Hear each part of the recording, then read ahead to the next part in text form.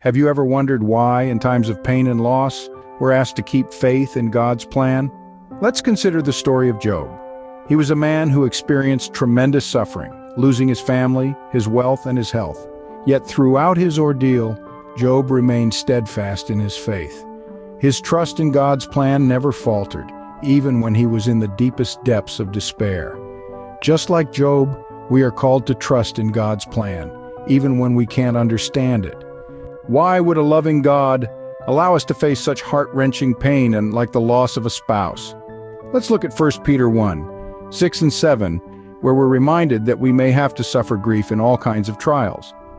These trials are to test the genuineness of our faith, refining us like gold in fire. It's not easy, but remember, pain and trials are often tools used by God to refine and strengthen our faith. The pain of loss may not make sense now, but it's part of a divine plan to build stronger faith and character. In the midst of our pain, where do we find comfort? The answer is nestled within the promises of God. Scriptures like Psalm 34:18 remind us that the Lord is close to the brokenhearted, and 2 Corinthians 1:3 and 4 assures us that God is the source of all comfort, especially in our times of suffering.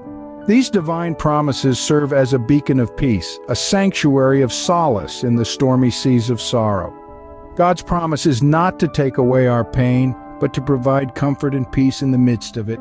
So how can we trust in God's plan when we are overwhelmed by the loss of a spouse?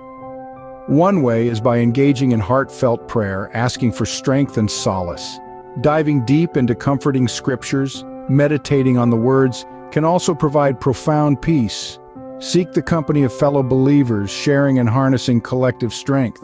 Remember, God has shown His faithfulness in the past, and His promises for the future are steadfast.